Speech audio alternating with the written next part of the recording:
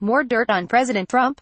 Cohen's lawyer suggests so. Michael Cohen, former personal lawyer to President Donald Trump, leaves federal court after reaching a plea agreement in New York, Tuesday, August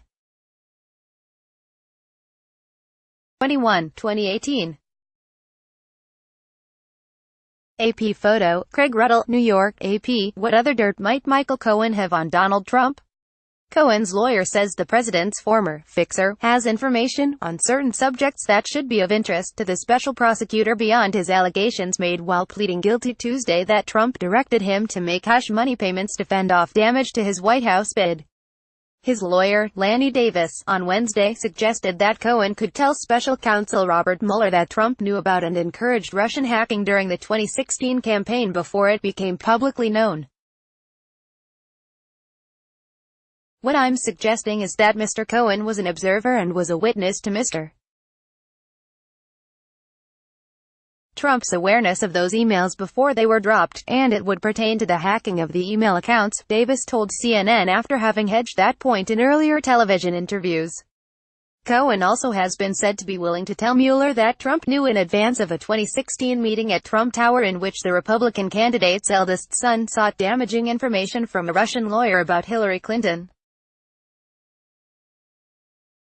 Cohen, who showed fierce loyalty as Trump's personal lawyer, said in court that Trump directed him to arrange payments of $130,000 to porn star Stormy Daniels and $150,000 to former Playboy model Karen McDougal to buy their silence about alleged affairs before the election. Trump denies the affairs. Trump tweeted on Wednesday that the campaign finance violations Cohen pleaded guilty to are not a crime.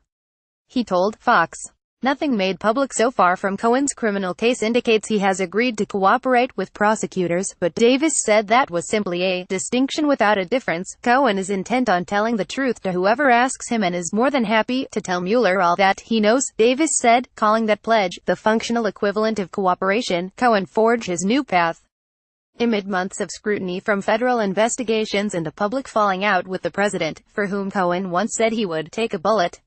But what compelled him to take a plea deal and potentially flip on Trump? Cohen told confidants he was disappointed and angry that Trump and his team, namely his lawyer Rudy Giuliani, had repeatedly bashed his reputation and character. Cohen suggested that the attacks helped pave the way for his guilty plea and possible cooperation, according to a person who has spoken to the lawyer in the last 24 hours but was not authorized to discuss private conversations and spoke to the Associated Press on condition of anonymity. Davis made the claim during his media tour Wednesday that Trump's deference to Russian President Vladimir Putin in Helsinki on July 16 was a significant turning point and that it galvanized Cohen's thinking that Trump was unsuitable to hold office. But that summit was about 2 weeks after Cohen made clear to ABC's George Stephanopoulos in an off-camera interview that he was putting his family and country first and wouldn't be a punching bag as part of anyone's defense strategy. Working out of a Trump Tower office next to his boss, Cohen likely has vast knowledge of the inner workings of Trump's empire, his business dealings and his campaign. Federal agents in April seized more than 4 million items from his home, hotel room and office, including recordings of Trump and others.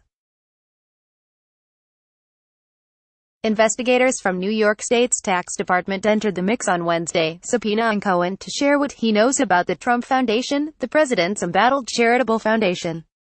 Cohen, who turns 52 on Saturday, wiped away tears as he gazed out a courthouse window after pleading guilty on Tuesday. He is free now and allowed some limited travel. He could get about 4 to 5 years in prison at sentencing deck. 12. Believing that his arrest was imminent, Cohen turned himself in to the FBI because he wanted to spare his children the image of him being perp-walked in handcuffs, according to the person who spoke with Cohen. Even as his legal fate approached, Cohen tried to project normalcy in recent days. He went on a family trip to Florida, and he oversaw moving back into his Upper East Side apartment after spending months in a nearby hotel after a water main break. When the judge asked him if he had taken any drugs or alcohol in the past 24 hours, Cohen confessed, "Last night at dinner, I had a glass of Glenlivet 12 on the rocks. It was the only moment of levity at an otherwise glum proceeding." "Is it your custom to do that, sir?" the judge responded. "No, Your Honor," Cohen said. Tuesday night, hours after entering his guilty pleas, Cohen took his wife out to dinner. Associated Press reporter David Klepper contributed from Albany, New York. Follow Lemire at twitter.com/John Lemire Sisek at twitter.com/McCassisek. Copyright 2018 The Associated Press. All rights reserved. This material may not be published, broadcast, written or redistributed.